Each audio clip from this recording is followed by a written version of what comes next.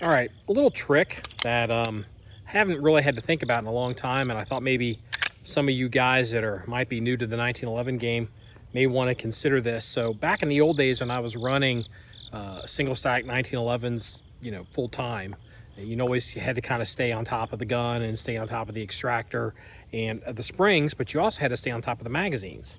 And one of the things that I used to do is I would dry test magazines, because you want to see if it's, you got to take the magazines apart, you got to clean them, you got to service your magazines, you got to take care of them. If they're open like this is, definitely make sure there's no debris inside of them. Like I even had some debris or stone get into this mag body on the range just from doing some shooting not that long ago.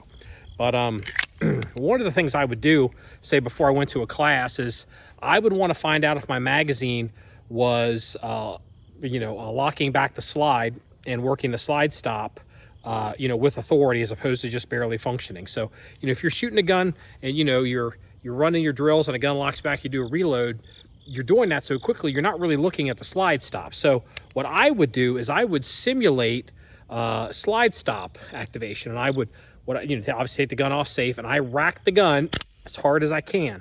And what I want to see is I want to see that slide stop fully locked up into position. And what I do is I do it multiple times to test it, and it's fully up in position. So what I don't want to see would be something, let's see if I can introduce it, or artificially create it. I can do that. Well, you know what? The magazine won't let me do it. So, like, I wouldn't want to see that, for example. I want to make sure that the slide stop is fully engaged and, fully, in the locked position, and that's something when you're running the gun live, on a hot range, you're not going to notice.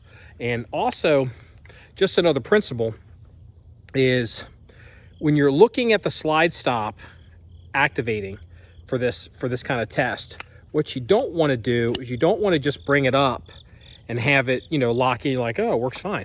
Because actually, when you're shooting the gun and it's fully cycling, the slide should go back a little bit farther and then go forward and lock into place. So you want to simulate the firing cycle of the slide, not just babying it up into the position like, oh, that works fine. That's not really how it goes. So you want to take a look at it and do it with all your magazines. So just a little 1911 trick.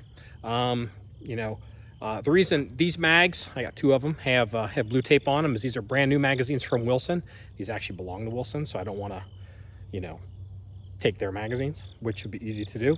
And so I have old magazines that I'm running in this gun, and I have to check it to make sure that, everything's kosher. So anyway, that's a little 1911 tip for the day, and that's about it. So if you want to see any more pictures or links or stories about this gun on our website, go to john1911.com. That's JOHN1911.com.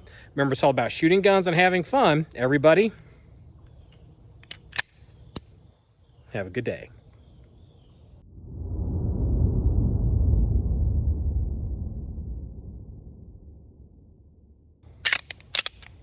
Man.